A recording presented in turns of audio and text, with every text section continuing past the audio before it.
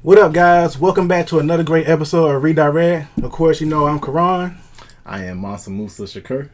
I'm Darryl Turner. Yeah, so today we got a very special guest. He already introduced himself, so Yeah,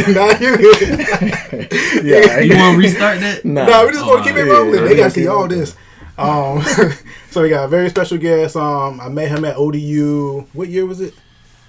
Man, 15, like 16. No, I was before that. I graduated in 15. Oh, yeah, so we it did had to graduate be 15, like 13, yeah, 14. 13, I something thought you like about to that. say 15, 16 years Nah, ago. nah, No, ain't that old. Nah, this Danny pretty much like partner in crime. We got through classes together and whatnot. No, That's Yeah, what's up. had to do a whole lot of finessing. That's what's up. I wish grad school was still the same way, but it's less of us in there, so it's like I'm all by myself now. But yes, good friend of mine, so I'm gonna let him reintroduce himself. Tell us a little bit about yourself and everything. Yeah. Welcome to Redirect. Thank you for having me. I'm Darryl Turner. Like I said, known Karan for some years. Just basically, we were both into psychology, and we took our different routes.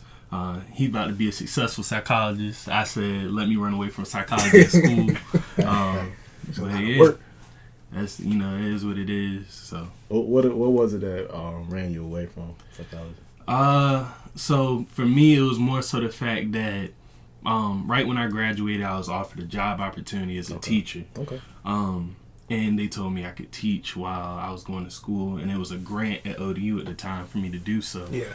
I took the grant. I'm doing the teaching thing, and then that grant dries up. Yeah. They didn't say how long the grant was going to be there, and then also had to take classes while I was teaching, so it was just so much of a load. I was like, all right, well, they can keep that. I'm good. Yeah. And then with the teaching aspect, by the time I hit year 3, I was burnt out on that. So I was like, y'all got to go too. Man, So I heard the teaching field is like the mental health field. The burnout is real. The amount of work they want you to do is a lot, and the pay ain't the it should best. be illegal. It should be illegal. Matter of fact, crazy thing is, Karan would come by the school I worked at sometimes. His friends had my school that I was teaching at. Okay. And so I'd see him sometimes. And I know he has to know how rough it is, because the school he was at seemed a little rough too, if I'm not mistaken. Yeah. They couldn't pay me to do it. I don't know if I told they you. could, but it got me like double or triple. I think last school year I don't know if I told you, I was at Ruffner Middle School. Okay. And That's near Tidewater Park, right? Yeah. Right. That wasn't even the worst school I've been at. You heard of it left my mind. Don't be coming for nobody's schools making them mad, man. Yeah, I said. Hold on, I went there. It's off in there like Granby-ish, I think it is. Not Larry Moore. Okay. Lindenwood Elementary. We just told her. You don't listen for nothing. I'm I'm just sharing my experience. I worked out there for a little bit. It was a low SES area. Yeah. You can tell, and the kids, it was a challenge. Yeah. It was very much a challenge to work with, and I wasn't up for that challenge. But you got to think about it like this. Look at where they come from. Some of them, not all of them. They need more male figures. They need more black male figures, but they don't get access to that. So, of course, it's challenging for us to go in there, because we're usually going in there by ourselves. There ain't too many other black men to walk in with us. And they throw so much at you when you get in there. Yeah. Like, you gotta, break it down for me. You can't just give it to me all at once. So it sounds like it's overwhelming. It really can become overwhelming. Yeah. And it could be like everything could be all great, blue skies, and then next thing you know, chaos. Yeah, out of nowhere. Man. I would say one thing about psychology field for me, I feel like they didn't really train us for the jobs. Oh, most definitely. It was just all book work, book smarts, and then when you get out there, it's like, I'm not using any of that for real, because they just teaching about the brain and all that. You're not really trying to do about the brain when you're trying to help these kids out. Mm-hmm. Don't they teach y'all like clinical writing though? It depends on what kind of class you take. Yeah, it depends on how far. Cause I know at the point I stopped at, I don't remember. I ain't had to deal with none of that. It was more so research, the study of the brain, research, stuff like that. Because I was having a conversation with my girlfriend about how certain degrees prepare you for the mental health field. Mm-hmm. I did sociology and African American studies, and I don't feel like those degrees, well, especially the African American studies, but sociology really prepares you for the mental health field with the clinical writing and the interventions and things of that nature. It gives you a good foundation to work on, an understanding of the population, society, what the kids have to go through, but it doesn't prepare you for like that clinical aspect. So I was thinking that psychology did. No, but it sounds like it depends. No.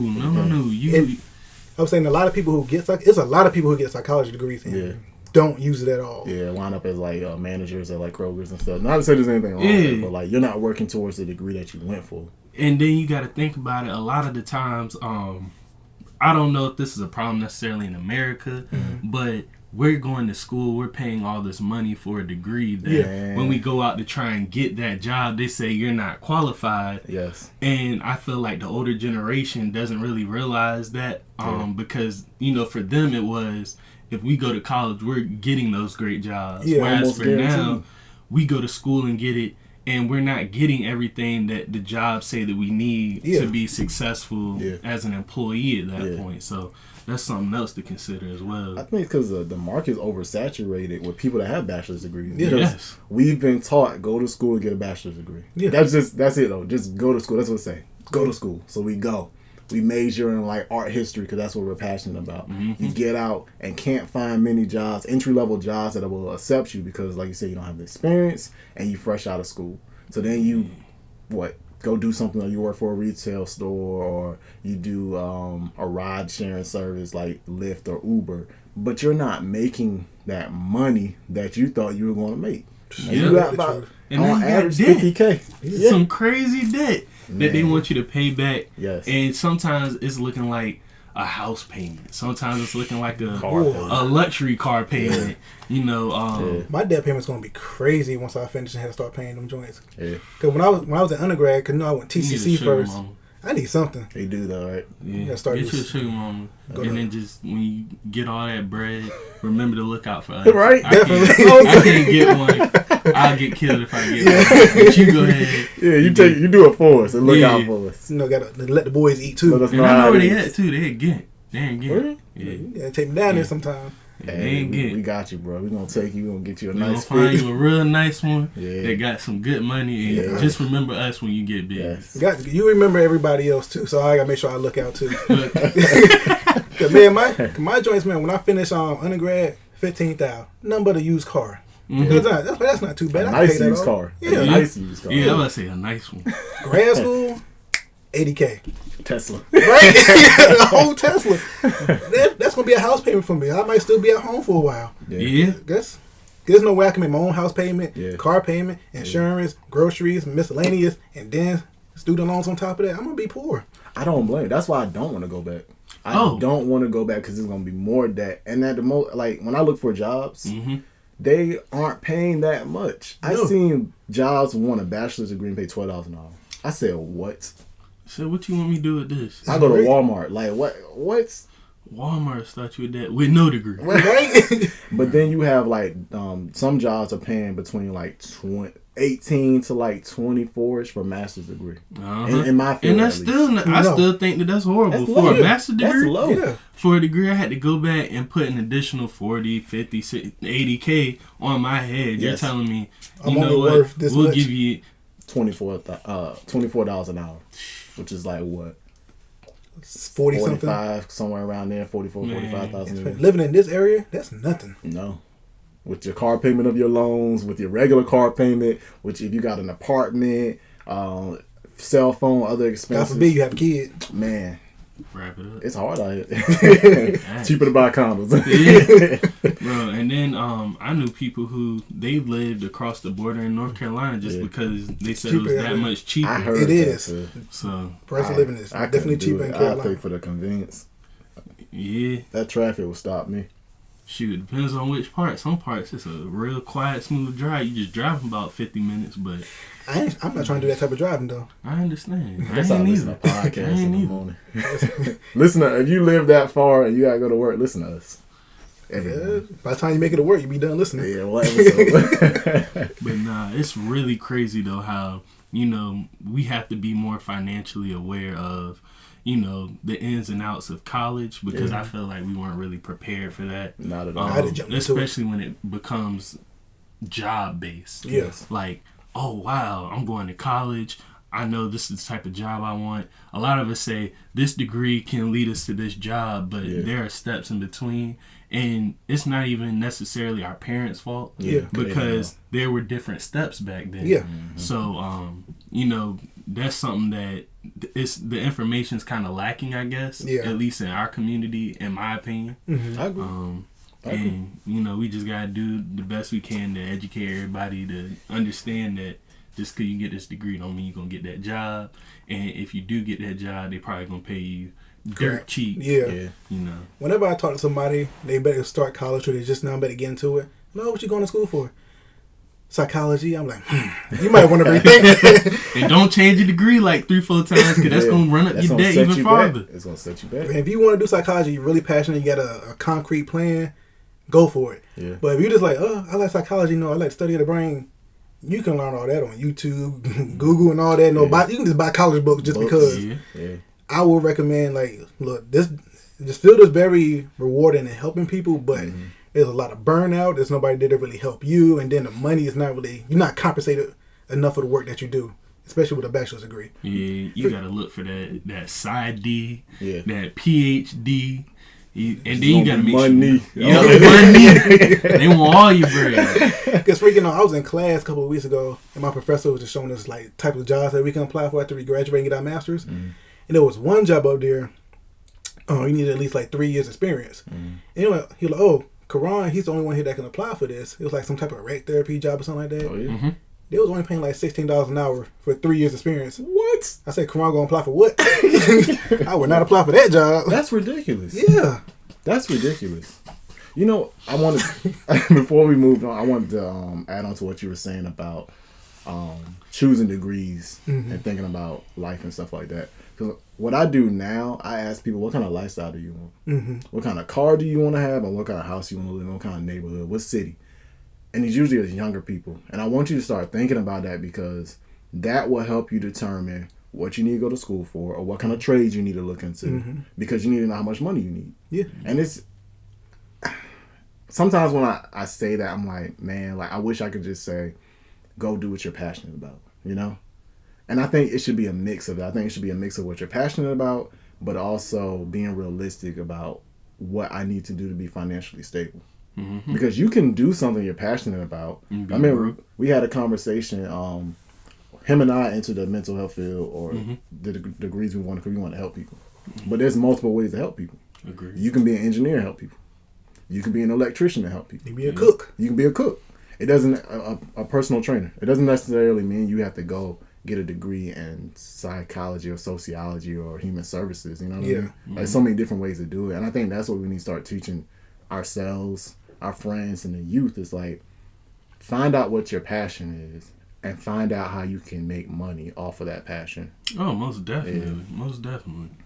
Can't say that I disagree with that. I mean, just think about it like this. There are people out here who, they have to have hobbies outside of their jobs. Yeah. And that's not because they don't love their hobby. It's just because they couldn't find a way to monetize it. Yeah. And at the end of the day, as bad as it sounds, money runs a lot of the things that we, do because we need a roof over our head, we need food, we need to be able to pay for our family, clothes, whatever the case may be. And, especially for men, we're expected to be... we're looked at as the provider. Yeah. So for us, we might have these dreams and aspirations, but, you got to be able to bring something out of it that can at least support the family. And a lot of times, or sometimes, people really can't find that. So they're burning themselves out at jobs that they don't like so they can take care of everything. Yeah. And then their hobby ends up going to the wayside. Yeah. That's it. So, have you ever been burnt out? And I know you said you have, but for anybody that's listening, that feeling will have you not wanting to go to work at all, which can jeopardize your stability. 100%. It will have you not wanting to leave the house. Yes. Yep. Now you out the bed and nothing. Yep. You just be like, man, summer break came. I remember I was like, I had to go back. I was like, my summer after the first month, after June, when July hit, I was like, oh, we're almost back. It just put me in a place. I was like, time started to move faster towards the end of the summer too. And it's, man, I remember I was like, if if there's anything I can do to get away from this, like I was praying hard on that one. When I tell you the way it wore me out, it's unbelievable. People used to ask me like, I know you love teaching kids. I used to just hate lying to people like that. I was like, yeah. Whole time I was so worn out from it. Like I ain't want nothing to do with it. The day that I quit, I threw everything in the trash can. Everything on my desk. Like I just put my hand on it and just swiped it all in and just walked out of there with nothing because I wanted nothing to do with it anymore. I feel you. It probably feel like a big stress relief too. Like a big weight. Yeah. Man, I had never been so happy in my life than when I had got the phone call to my current job and I knew that I no longer needed to teach. Yeah. I said, I came to work how I wanted came to work. The stuff that they were putting on me to do that was stressing me out, the stuff that wasn't necessarily in my, job description. Yeah, in my job description. Yeah. If I ain't want to do, I'm like, because what you gonna do? I ain't worried about you firing me because I already got another job now. Yeah. I was like, so. And the crazy thing was, all that stuff that they were asking me to do, all the extra stuff, I didn't do it and nothing came of it. Mm-hmm. Yeah. So I was just like, wow, you were really getting me for like a year and a half. You were bluffing. Yeah, you were really getting me. But you're betting on me not knowing that and me needing this job. So I'm going to do whatever I need to do to keep it. Control. I noticed one thing that I started doing with the past jobs that I had, working with kids in the mental health field, to read the employee handbook. Yeah. Because them companies will get over on you. They don't, like one company I had, the first one I had, you hooked me on with, I would ask for the employee handbook. They would take forever to give it to me, so I keep pressuring them about it. And I started reading stuff about it. So they can't be doing this. I'm supposed to be getting this and this, that, and the third. I'm saying, okay, now I know the game a little bit, so I'm not gonna let y'all take advantage of me. Yeah. And I try to know when people new people came in, I try to put them on. I said, listen to me. This is how they are. Yeah. This is what you should do. I met one lady like, oh, the boss seems such like a nice guy. I don't know what you mean, Karan. He's so nice, well spoken, and like. Up down the line, Karan, you was right. He's such a skis ball and all that. I tried to tell you, like, listen to me. Like, you should listen to the employees more than you listen to them, because like they gonna be within their own circle, make sure they're good, and we need to make sure that we're good. So like, listen to me. Like, I'm trying to tell you how the job really is and whatnot. Yeah. That's something I just learned over the years. Like, I got to get that employee handbook and I got to skim through it. I got to see what things I'm entitled to, know what things they can't do to me and all that, so they don't take advantage of me. You're one of the only people I know that does it and has done that, and I respect that. You got to give him some applause for that, because a lot of times people find out stuff and be like, well, I found it out the hard way, so you got to find it out the hard way. Yeah. So that's kudos to you, bro, for at least looking out for other people. Try to, man, because I said, I'm the type of person, I've been through it, I got this knowledge now. I don't want you to go through it, so take this knowledge too. Yeah. Now, if you don't take it, that's on you. What I usually do, I don't tell people. I like somebody new comes on the job. I'm like, I'll converse with them.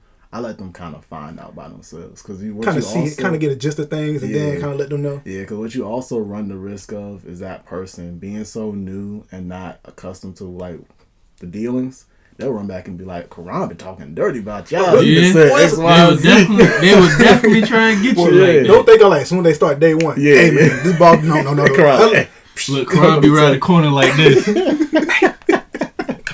Get out. Be like, no. Oh man! I let them get a little feel for it, and they start asking me questions like how to do things and all that, and they say, "Oh, how you feel about the boss, Karan?" Yeah. I don't give them like the whole spiel. Like, okay, these are some of the signs you just gotta kind of look out for and whatnot. I wait for them. When I hear them, that's what I'm like. All right, now I know that you're in a turncoat. Yeah. I know I can trust you. Because if you tell on me, I'm be like, but you were saying this. Yeah, you was right there with me. I even had a problem with a supervisor one time. Maybe not want to trust supervisors, because we had a new supervisor start. We shut the door with all the employees and whatnot. She's like, okay, what can we do to make the job better for y'all? And everybody started telling hey, this is all the negatives. If you do this right here, this will make it better for us. She's like, oh, okay, yeah, this sound good. And then we left. We got an email from HR. I am disgusted with y'all. Y'all in there complaining, doing this in front of the new supervisor. I'm like, who was doing that? We were just trying to tell her how the job can be better for us. Yeah. That's greasy. After that, I never trusted her. We always butted heads and everything. Yeah.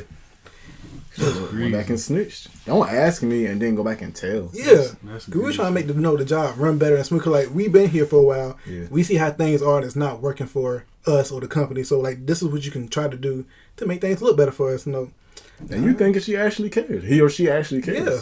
But nope. It's all a ruse. Y'all fell for. Yeah. So you said you left teaching, Darryl. Mm-hmm. What do you do now? All right, so I do two things. I'm an investor now, or a trader. I trade stocks, options, stuff like that. Okay. For short-term and long-term money, and then I'm also a computer contractor for the terminals. So, yeah. What when you say the terminals? I don't know what that is. The basically not the shipyard, but here we have ports since Virginia, or at least our area, we do a lot of importing. Of goods from China.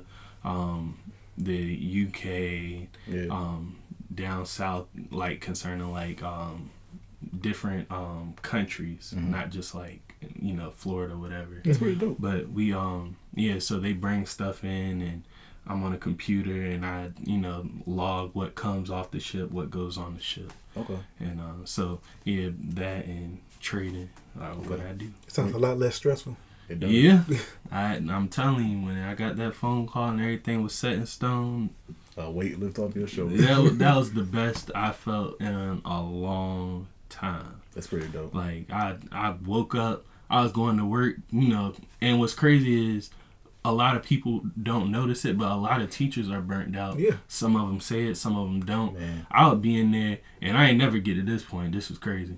They be in there crying before the day started. What in the world is wrong with you? Like, I haven't seen a grown man sitting. He was like, no. He said, I refuse. I was just like, it can really get bad depending on that. And, sometimes it's the students you're dealing with. Sometimes it's the students' parents.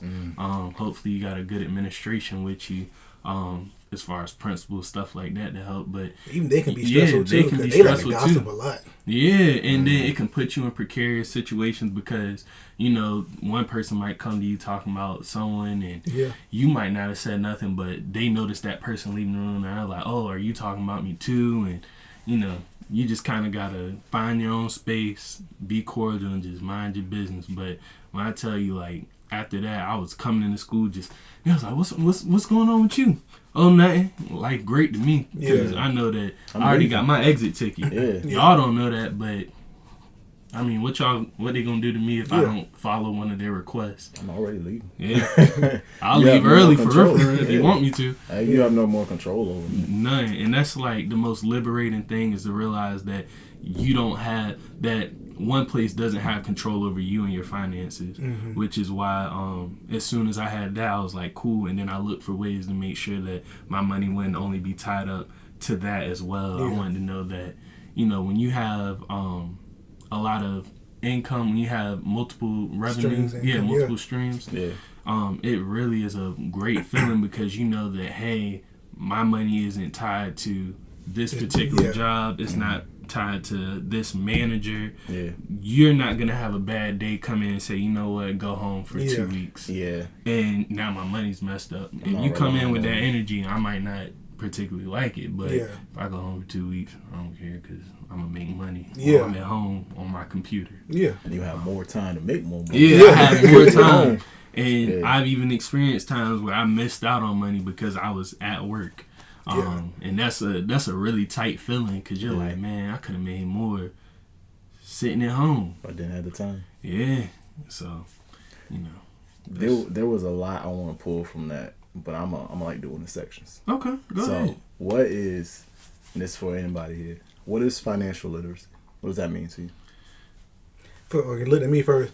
Financial literacy to me is like understanding how to manage your money, make sure you're just not out there just blowing it. Basically, you know how to be responsible with your money. Like, you know how to make this money. Okay, got my money. Okay, I need to do this, that, and the third. But this, I need to take this and also maybe invest it somehow or save it or something to make sure I'm good for the future, because you never know what's going to happen. I'm sure just even understanding the ins and outs of money. Sometimes understanding how different financial tools work. For example, let's say you have a credit card loan and they're charging you like 7%, 12% interest or whatever. you have to understand that there are also cards out there. There are other methods where you can get 0% interest for a certain amount of time. You might need to do a balance transfer. Go ahead and do that balance transfer. Get that 0% interest for your 18, 21, 24 months. And now you're cutting down on your debt way quicker. And then, you know, let's say that interest rate is still, you know, after the time period, let's say you're not done, there are always other cards out there saying, hey, we had 0%, or you can just transfer it back to where you got it from. But it did help you take a chunk out of what you were working with. That interest being killer. Yeah.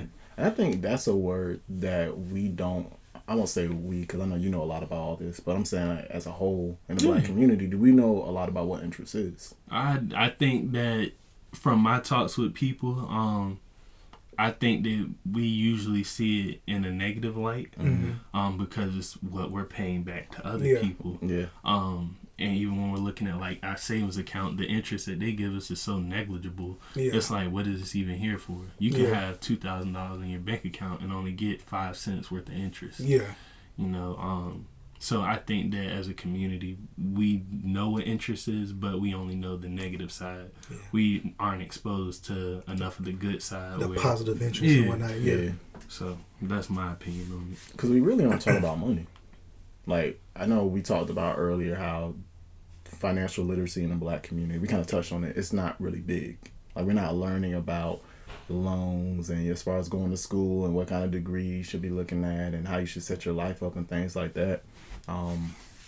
It's just, I think here we've kind of established this like theme of where we look at things in totality. We don't look at things in a vacuum. So it kind of be easy to be like the Black community is bad with money. But in order to understand that, you have to take it back, which we like to do. Take it back before you can look at it now, and then we can look at how we can move forward. We were deprived of learning about money, learning how to read. And that hurt us. Moving forward. We weren't able to acquire wealth. We weren't able to pass things down sometimes. You want to know what's crazy? Go ahead.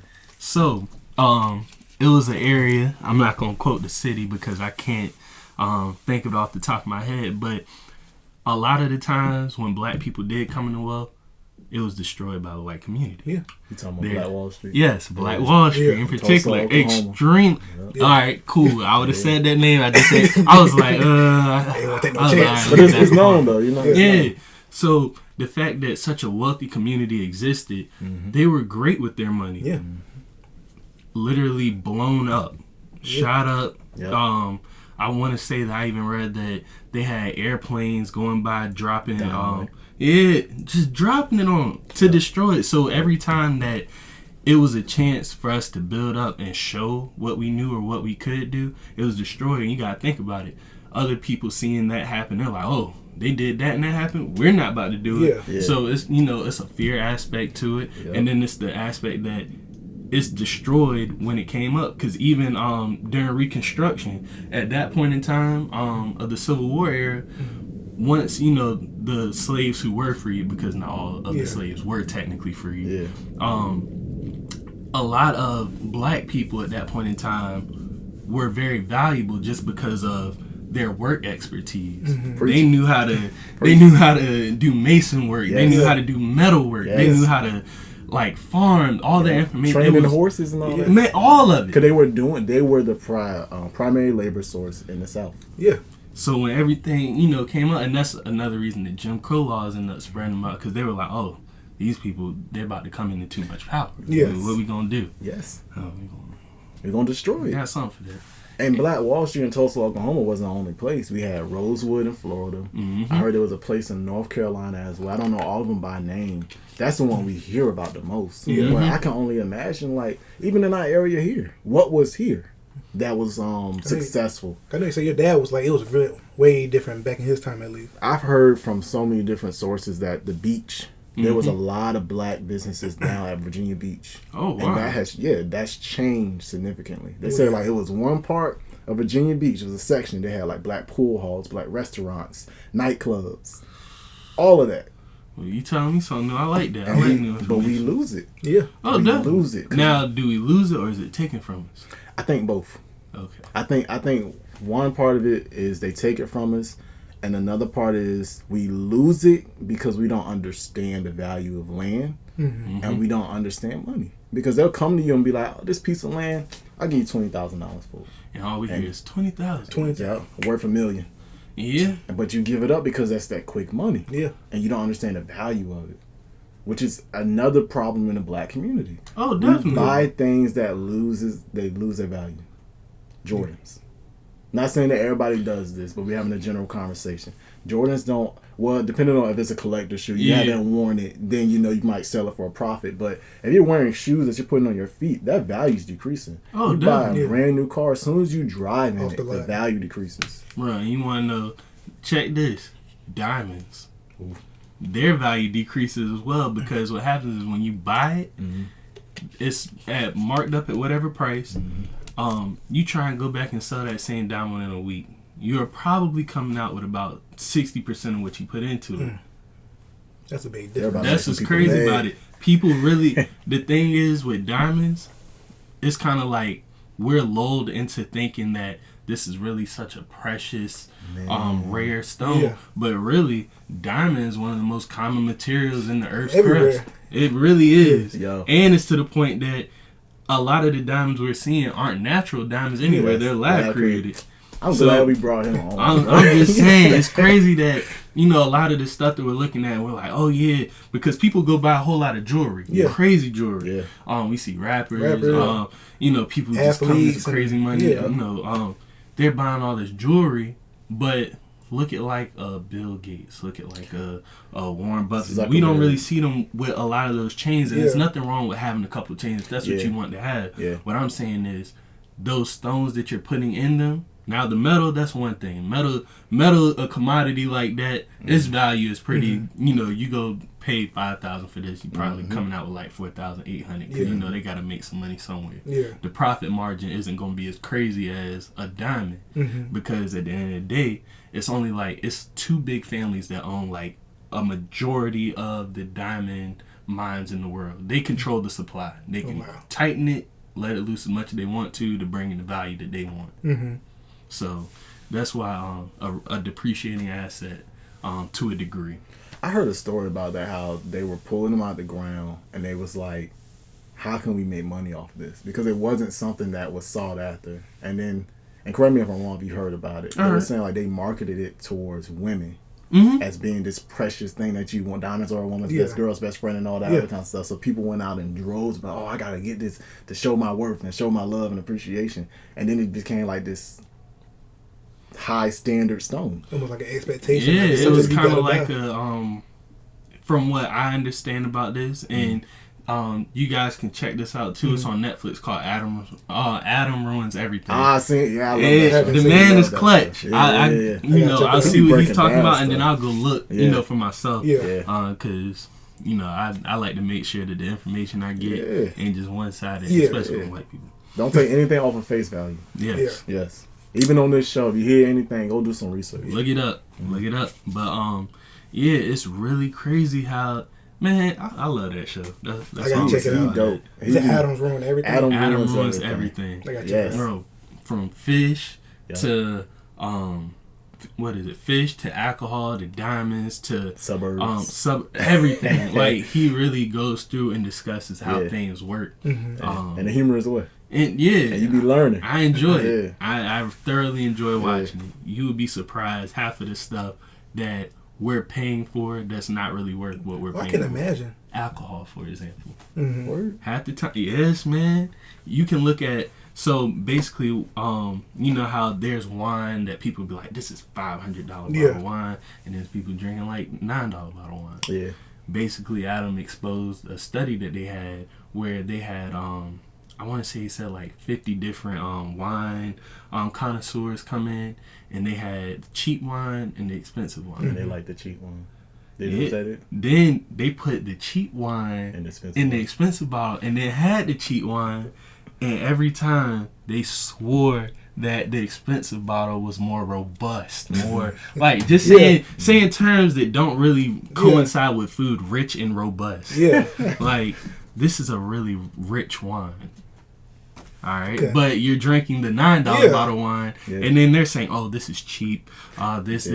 It's crazy. It's already plugged into their head. So yeah, it's like social conditioning. Yeah, social conditioning. Like, okay, Deer Park, this is some good water. Yeah. Give me some off-brand water. Nah, I can taste the difference. It's trash. But I want that great value water. Man, I would crush a bottle of water, but you can taste some differences. Yeah, you can. Yeah. There are some differences. Yeah. Like, core water is the trashiest water I've ever had. I'm sorry. I cannot drink that. Core water is delicious. I can't drink core water. I can drink smart water before core water. I don't like Fiji water, and I don't like Voss. Alright, yeah. Voss tastes like regular water. I told Devon this. So you remember when we was young, them Dollar Tree like water guns? Mm-hmm. You ever when you were a kid get thirsty, you just shoot it into your mouth and drink it? Yeah. To me, that's what Voss water tastes like. Okay, I can agree with that. Yeah, that's exactly what it tastes like. It does. What are they like saying? They got minerals in it or something? Or? They got plastic or something. Dollar Tree plastic. They take a water gas, they fill them up. Bro, Put that tap water in there and shoot it. That water definitely tastes like that. Yeah. I have to agree with you. Because I was drinking it, my dad bought it. I was drinking it. This tastes so familiar. Like, why does it taste familiar? And I'm like, brought you back to your childhood. It did. It really did. It took me back about 50 years. Because, you say I'm old as hell. But that joint is like, hold on, that joint tastes just like... How do you cry? I just turned 29. Damn. Okay. I'm usually like the oldest person around for some reason. Yeah. How old are you, Darryl? I'm 27, but I mean, that's not a big difference. But I definitely didn't think you were that much older than me. Yeah, he just turned 26. Yeah. He a baby. He's about the same age, bro. You don't make it seem like the same. Every podcast, Karan.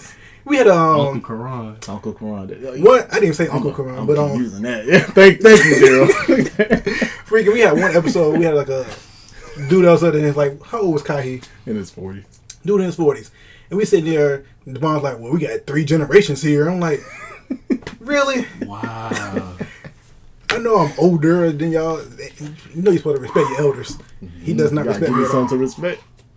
My age. Everybody's not an elder. Some people are just older. I like that.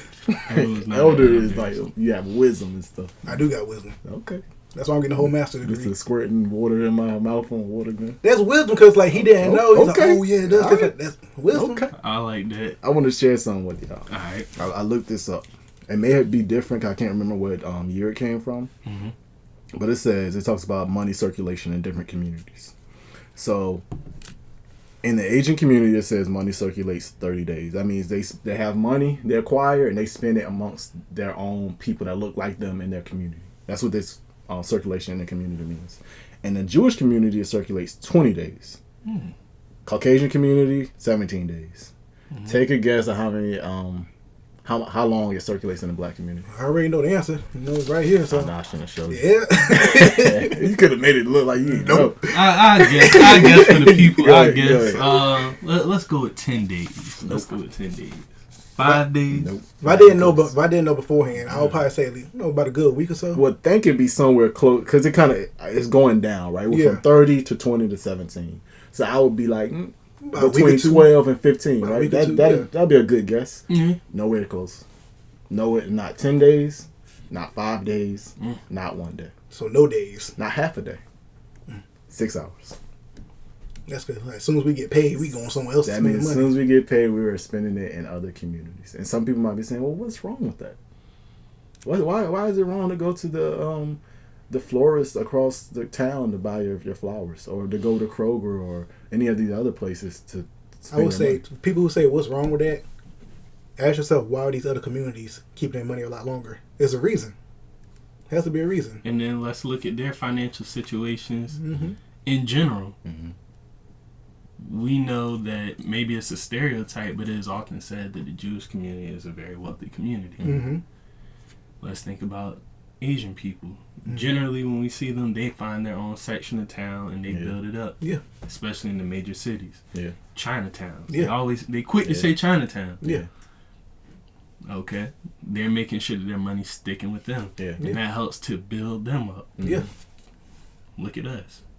We have and not necessarily a bad thing, but where do we like to shop at? There are things that the Asian community are doing that black people really hunt for. So Black people in beauty store. There we go, right there. Stores. That's it.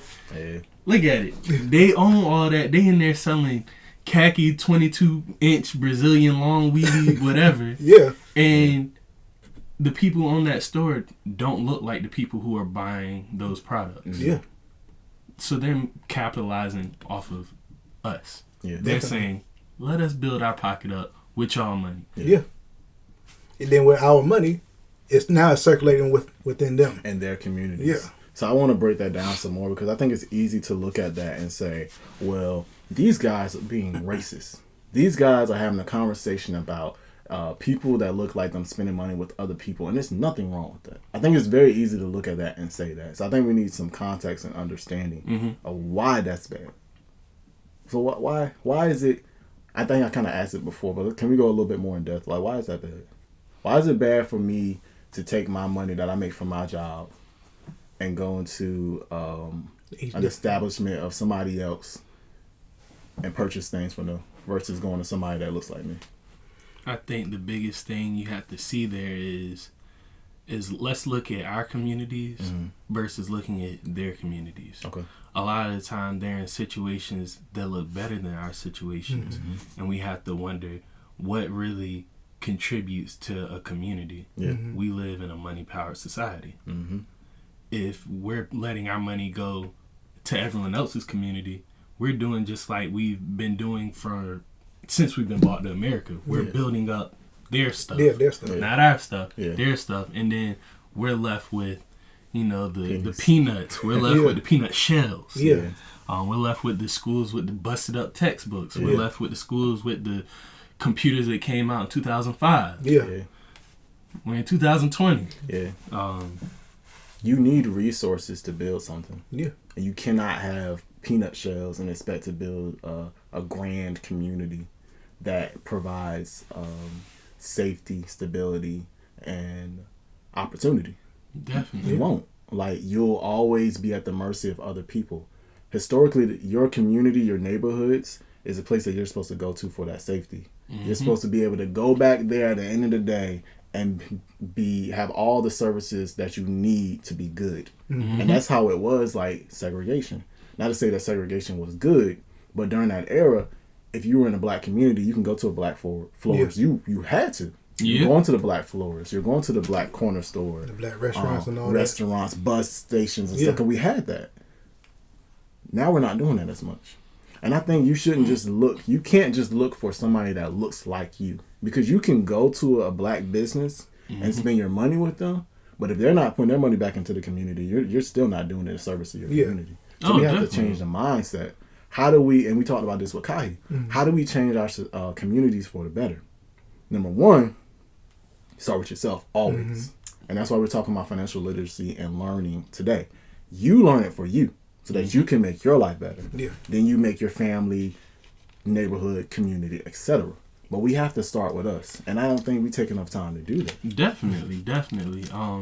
I know, so I've always been interested in investing. I've always been interested in finding a way to look at the market, things like that, because it was put in me from my grandmother, actually. That's dope. Did not realize this until a little bit towards the middle of last year. Growing up, when I used to go hang out with my grandma in North Carolina, she'd always be like, yeah, I got a brick in the bank, da-da-da, whatever. She was actually able to retire after 15 years. She worked at Belk's. That's cool. Which is kind of like the Macy's for back then. Oh, yeah, trust me, I know. That's where I'm from. So she worked there, and after 15 years, she was just like, I'm good. And that's because she had learned to invest. And the way that she invested, at this point in time, I want to say my grandmother was in her 40s when she retired. Ooh, beautiful. So, yeah, she was like, I'm good. But growing up, she would always be like, if I give you $100 and you want to look at that stock market, I wish I would have took her up on that offer. She'd be like, I'm going to give you $100. You go find us some little stock to buy and we'll just watch it. Yeah. That made me get a book at that point in time. I looked at it, read through it, but I never really took it anywhere. Yeah. But I was always interested in like looking at the TV when the little stock stuff would come up. I'm like, oh, okay, whatever. And then fast forward, towards the end of college, I'm like, oh, wow, okay, I see this. Got into the coins for a little bit, made a little bit there. And then eventually, you know, it ended up coming around more full circle.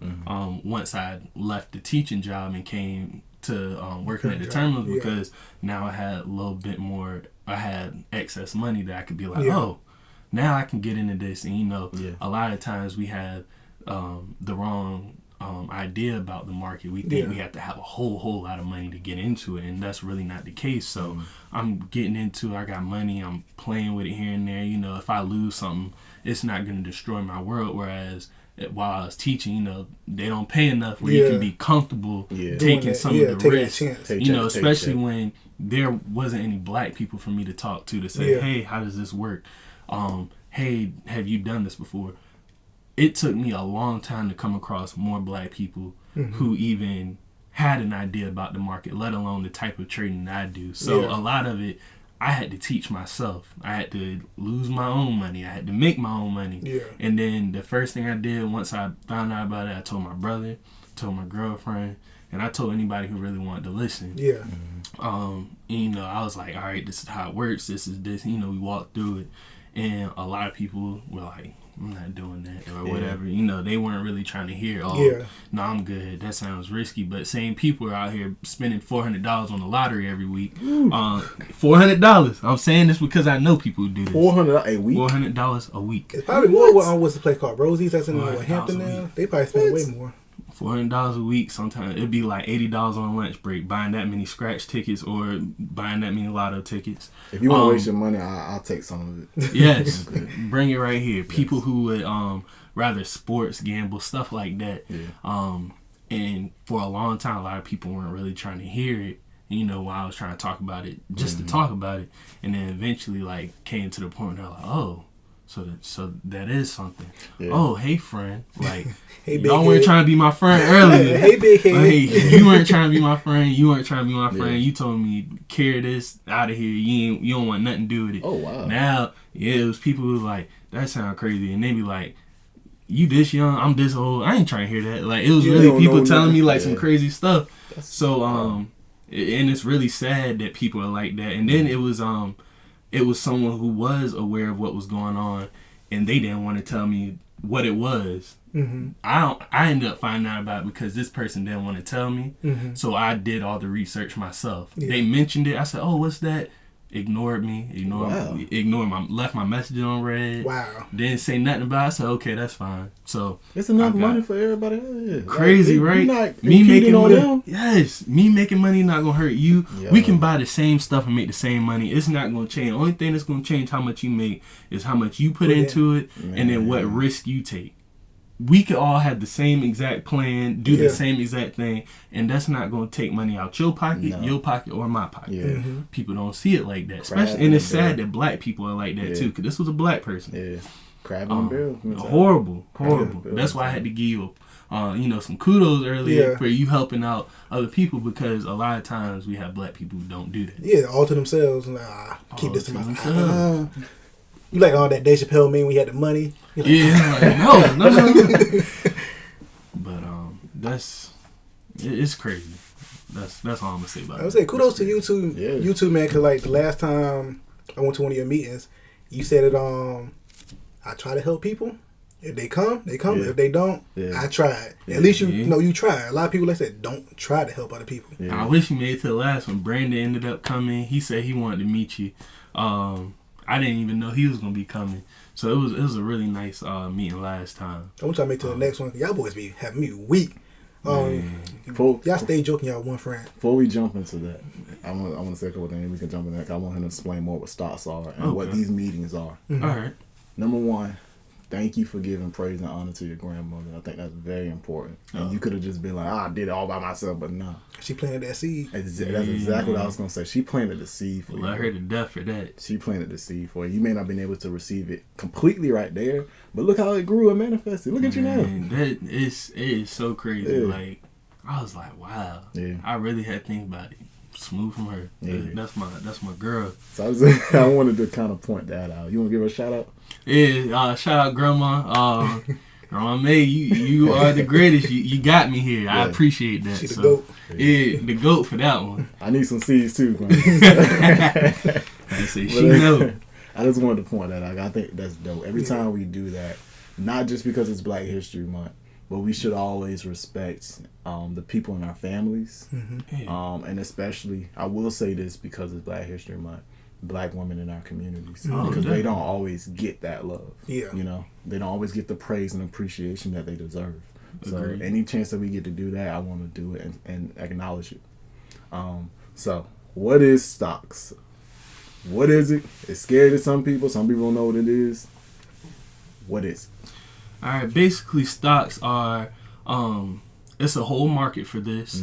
Companies that decide to go public, meaning that they decide to share some ownership of their company with people for a set price.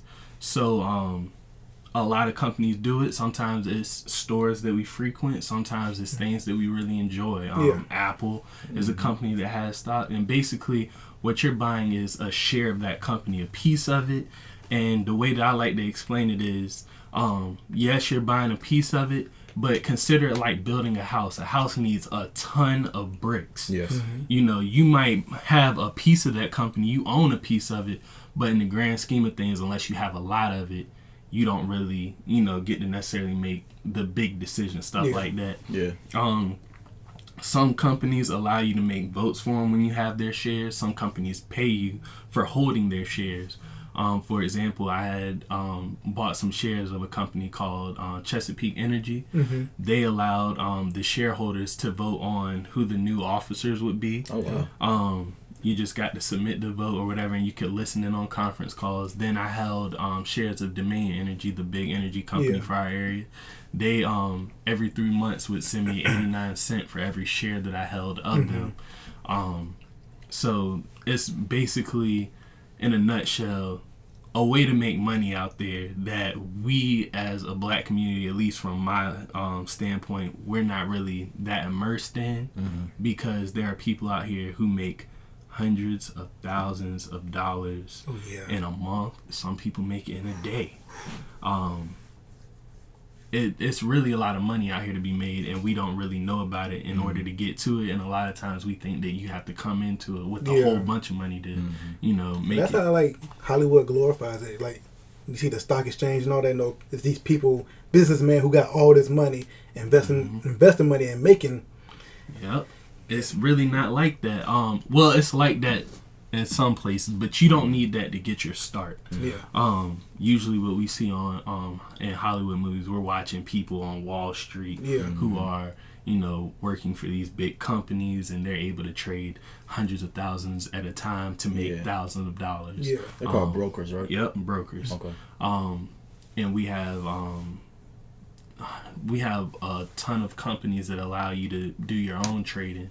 So once I realized that it was something that I could personally do myself, and I also, you know, I have the 401ks, I have the, you know, the Roths, things like that, you know, investing in mutual funds that your job will do for you. But at the end of the day, that's other people still controlling your money because you don't necessarily know what they're putting your money into. You have a general idea, but you don't know exactly where it is.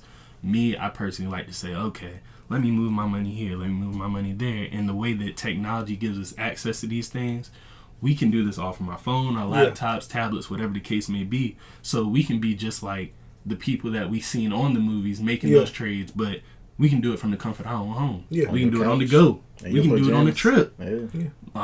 For example, me and my girlfriend went to Aruba. I put in $7.85 on Disney on a Wednesday.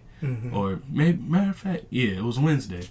We get to Aruba Thursday morning, or we get on the flight Thursday morning from Virginia Beach to Atlanta. The market doesn't open at 9:30. Our flight was at 7, so it wasn't like I could see anything. We get to Atlanta.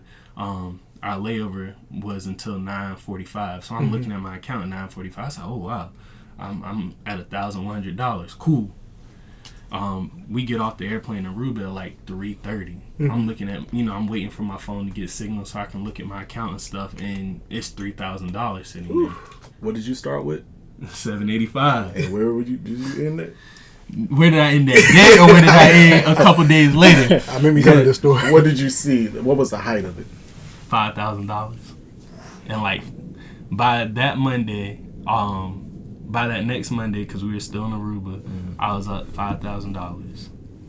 And what did you end with? Let him finish the story. This story is one of my greatest triumphs and one of my biggest heartbreaks. So, started on Wednesday with $785. By Friday, I was up like $3,400. Monday, I was up $5,000. I said, "Oh wow!" I was like, "I ain't going back to work for a couple of days." I was like, and she was trading too at the time, so she was making money. I was like, "You want to just go home? We can like throw out our stuff and we can just take another trip for like 2-3 days to Atlanta." She was like, "All right, we can do that." Yeah. But I'm looking at it. I said, "Oh, I'm $5,000. Cool, I'm good." I had done my little research. I said, earnings reports coming out, everything gonna be good. And then I look at it the next day. I'm like, $3,800. I said, it'll go back up. Looked at it again on Wednesday. I was like, $2,800. I was like, I gotta run with this money. Yeah. So I sold it. Came out $2,800. Basically overestimating the market, overestimating myself and my knowledge of the market at the time.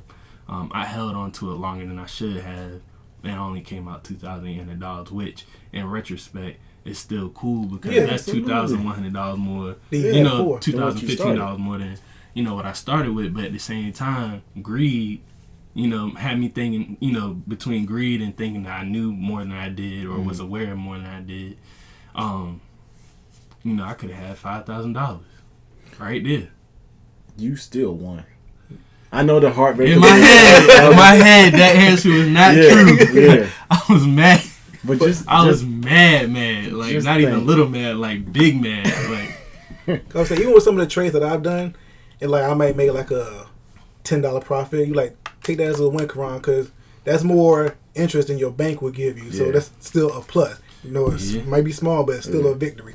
But like you said, I understand that heartbreak because you was up so high. And just think, like, if you had pulled out at $5,000 and it went up to $10,000, I'd be sick too. I'd be sick too. So that's that risk you take, though. Yeah, it definitely is. And with everything, like, and I try to tell people who come into it, like, don't think that there's no risk. Don't think that you can't lose money because.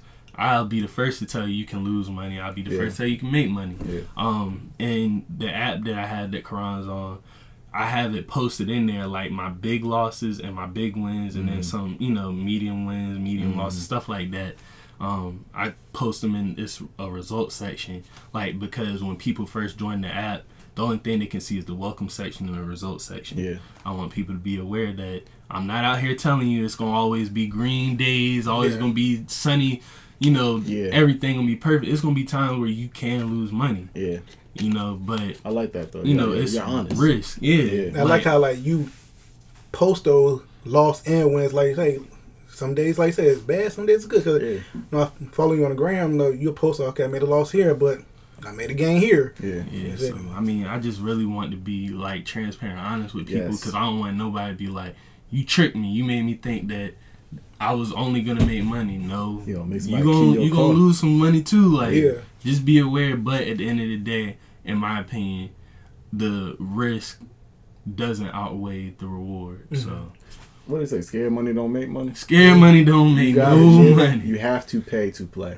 Got to. And some of the most successful people are people comfortable taking risks, and they have failed time and time again. Oh yeah, you just gotta keep on doing it. You got to.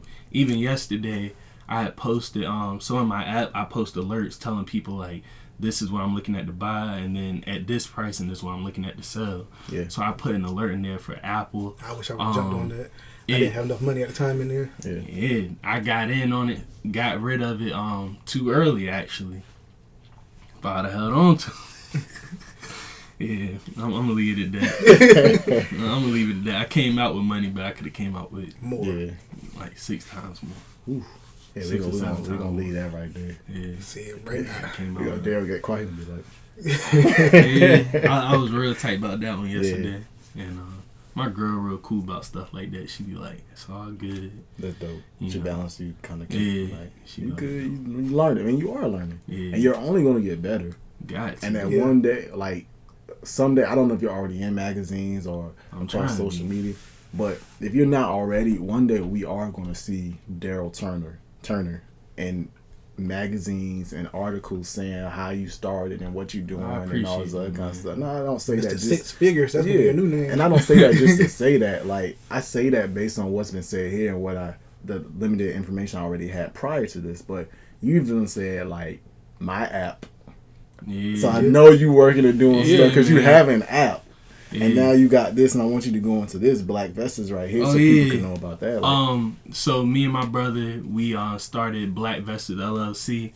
Basically, it's we do consulting. Mm-hmm. We teach people how to use the trading platforms from Robinhood to E-Trade to TD Ameritrade, Charles Schwab, Fidelity, Webull, anything like that. We basically teach you how to make your own trades. Mm-hmm. Basically how to make you what I would call a DIY trader or do it yourself. Yeah. We don't touch nobody else's money. We just tell you how to use the software, stuff like that. And then on the side end, we give educational information because we're not financial advisors. Yeah. Mm-hmm. But so we have to always state that as well. But we give the information so people understand, like, at least from an educational standpoint, this is what this is, this is what this is. And then we also allow people on our server, I should say our server more so than our app because it's Discord, but we have created our own server. Gotcha. Still dope, regardless. Thank you. Where people can come and chat with other traders. They can look up stock charts. They have an educational section in it where it's videos there for you, definitions, PDFs where you can read to learn different strategies. Yeah. And then also the alert section which shows you like, all right, this looks like it's going to be a good trade. This is the trade I'm in. And then you can see the wins and losses by what we place emojis under them once we get out the trade. Mm-hmm. So people can like just do a quick scroll and see, was this a successful one or was this one a failed one? Because at the end of the day, we definitely want to be transparent with that so people can see like, oh, this is making money. Yeah. And continue to bring people in if they want to come in. And if not, that's cool too. But that is amazing. Yeah. Thank you. That is really amazing. See how that seed grew when you were younger? And that's crazy. It's a tree now. And it's a tax write-off. I found that out. The people who subscribe, they can write off the fees from using our server off in their taxes because we're consulting. You can write off consulting fees that you pay to anybody in your taxes. So it also comes as a benefit as a write-off for the people who decide to join our stuff. I know the people watching, I know y'all interested now because got Darryl here. Follow this man. He'll put you on some game. Mr. Black Stocks. Yeah, man. I'm just trying to be great, man. Yeah. That's all. At the end of the day, I don't want anybody to control my money. Yeah. That's really what it comes from. And I want to live comfortably. Be your own boss and whatnot. I met some really, I'd say probably like 3 years ago, 2017, I met me and my brother and my family and friends and cousins. We went on a trip to the Bahamas. And while we were there, me and my brother were kicking in the hot tub. And it was these older couples there. Mm-hmm. And they were just telling me, like, one person was like, yeah, those things on the school bus, if you look at the wheels, it's like this plastic piece. He told us he was the one who patented that. What? Yeah, he was like, yeah, I patented it. He said, matter of fact, I just left Norfolk. We just signed a new deal with them to use that.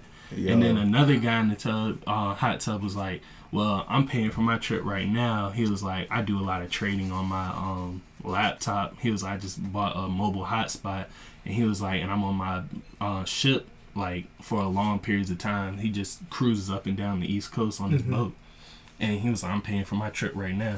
I was like, what? That's what's up. And that, like, really reignited me to wanting to get back into it like that. So, I took one class with Darryl. I'm not big into stocks because I haven't put a lot of time towards it.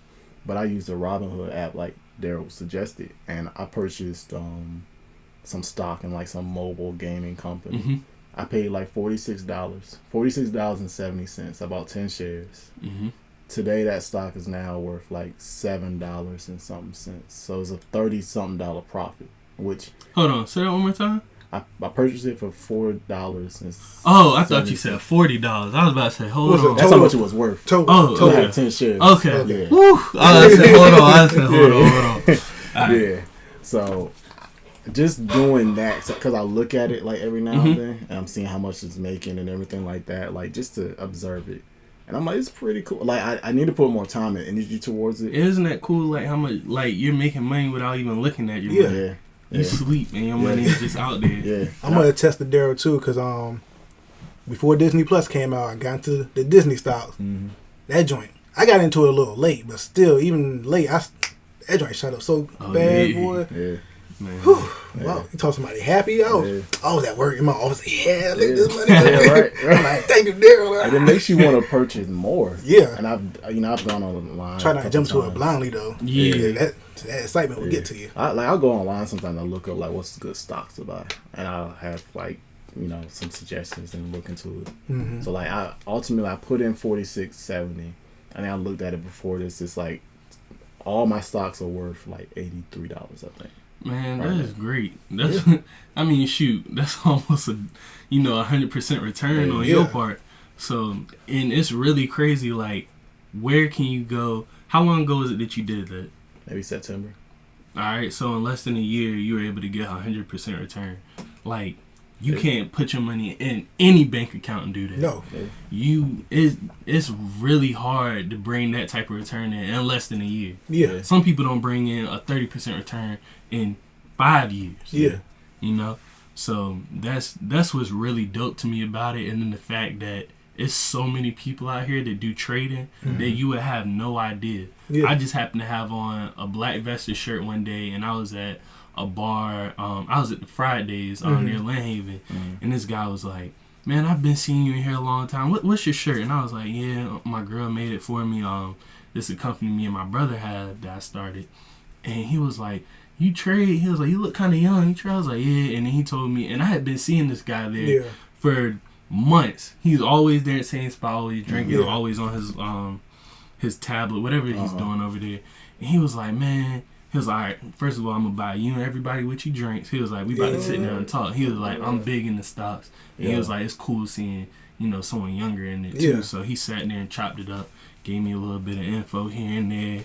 I hit him with some stuff he didn't even know about, and it was just real cool. Good. Yeah, he was like, beautiful. He was like, for real. I was like, look it up. And, beautiful. Beautiful. It's just crazy the money that you can make and how many people are really out here doing it that you would never know. Just know this. Because y'all think it's for old people, it's not for old people. Anybody can do it. Yeah. You just gotta have it's information out there. I'm not saying I'm the only place you can get the information. It's information out there that you can find books on. That's how I started. Also, we have the information. Don't mind sharing it. Chart reading, how to aggregate your information to make the best decisions, stuff like that. So I love it. I really do. And the only thing is, just make sure, the ones who do decide to get into it, don't let it become a habit. Or not necessarily a habit, don't let it become a hindrance. Yeah. Because some people turn it into gambling. Okay. And you have to understand that, risk come with a lot of stuff, but you can put yourself in horrible situations because you took on way too much risk because you just want that. You want it quick. You want it. That instant gratification. And I try to not let it get that way, and I don't feel like it's ever gotten that way in my life. Outside of when I took that loss, I was trying to do everything I could to get that $5,000 back, and ended up burning out more of my money. I was mad as dirt. When I tell you I was mad, I was mad. I can imagine. Yeah, you just kind of learn to, okay, well, I have to be calculated with what I do. Yeah, it's risk, but it's not the same as gambling. Yeah, you're taking a chance, but you gotta take calculated risk. There you go. I'm not gonna be out here saying, "Oh, that's a 70% chance I'm gonna fail on this. Yeah. Let me throw this money in here anyway." Like, it's too big of a risk. So what do you want to do with BlackVestors, and what does the future hold for Mr. Darryl Turner? Ultimately with BlackVestors, initially my whole idea behind it before I decided to try to monetize something that I really enjoy was I wanted to build a community of people who are knowledgeable in trading BlackVestors, because I didn't know any black people who did it. And BlackVestors isn't only for black people, it's for anybody who wants to invest. Gotcha. But what my goal was to build a community of proficient traders, knowledgeable traders, that we can all bounce ideas off each other. And the more eyes that are on the market, the easier it is to make money, because I know what I'm looking for, but I'm only one person. It's only so many stocks I can monitor. Gotcha. Whereas, if I have a group of people who are good at it and they can monitor a lot of stocks too, now that increases our chances of making money. Gotcha. And ultimately, what I would like to see from that is building the brand and building the community with it. But I would like to, at some point make it like a grant type deal where I can bring this into schools. Ooh, I want to see the students, learn, because in my opinion, I would have been happy if I never heard of the Pythagorean theorem. I would have been happy if I never heard of Y equals MXB. Or that perception class we took. Yeah, all that. Like, certain stuff I would have been okay with not knowing. But I feel like as far as taxes go, that's something that we should have been aware of. Absolutely. And I feel like investing is something that we should get access to, because at the end of the day, I think school really trains us to be not necessarily slaves, but employees instead of workers, instead of teaching us to be proficient for ourselves. So I would like, once I get everything running and up, I would like to be able to set aside money or find grants where I can go in and hire a financial advisor to come in with me to cover,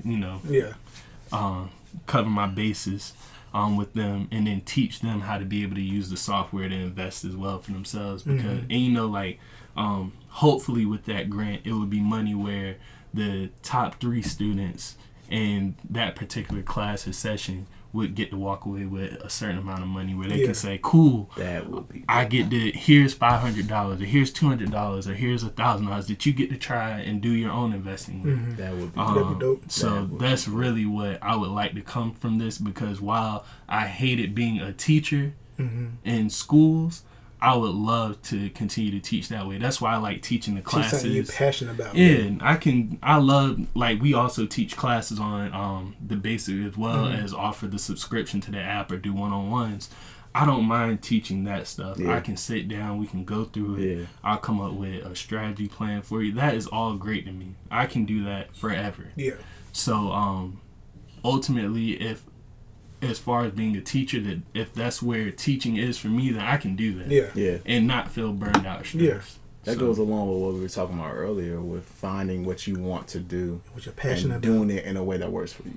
That's Most exactly definitely. what that is. Most definitely. That's dope. Oh, that's beautiful. Thank you, man.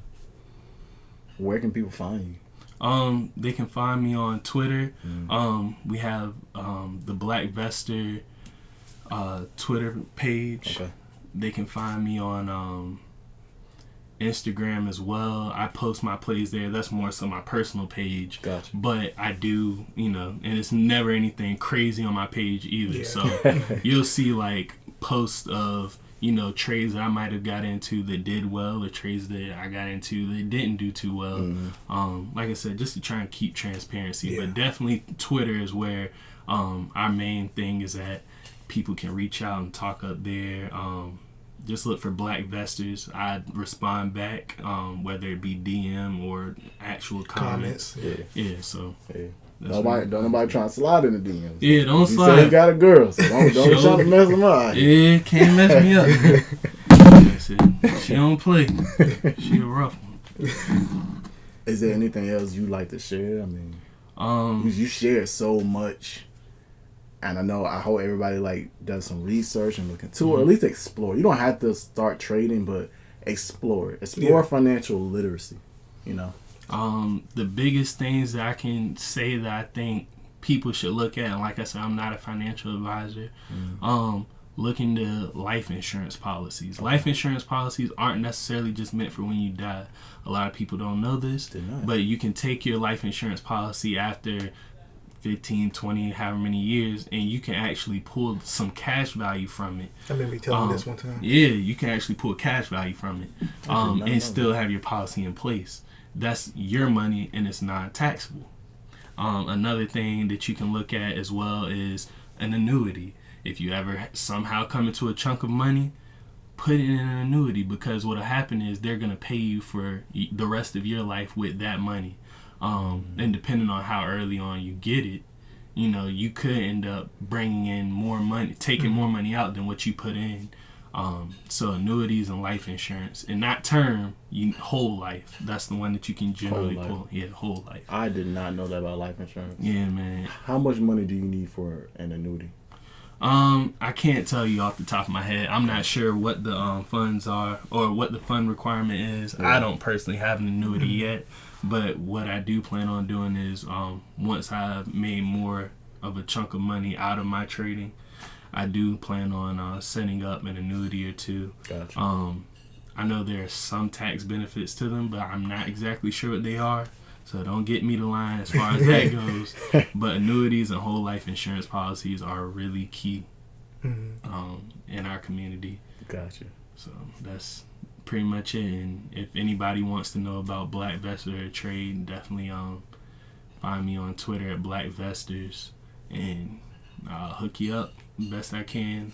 Do classes. We have our app that you can join and subscribe to. Like I said, it's a tax write-off, and you get the education aspect as well as get to see actual plays. And it's a lot of information in there. It's a lot of information. Yeah. Can't go wrong. Yeah. Can't go wrong. Support black business. Support black business, and if you're from the Hampton Roads area, he's local there, so support a local business and support black business. Yeah, right. I want to share this because I was going to share earlier, but I forgot. Right. So my name was inspired by Mansa Musa. Okay. The Malian king. I can't remember what century, but he's known as the richest man in history. Definitely. You heard he offset the economies over there because he giving put out so that much gold. gold. Man, he was throwing off the economies. He was spending so much money, and they had so much money when he would leave. He would pass through because he was going on this pilgrimage to Mecca, right? Mm-hmm. And he was traveling through like Egypt. Was it through Egypt? He went through a whole bunch of countries. I can't tell you exactly where. Yeah, like a caravan. Uh-huh. He had like camels and all these fancy clothes and gold, and he was very generous with it. Estimated $400 billion.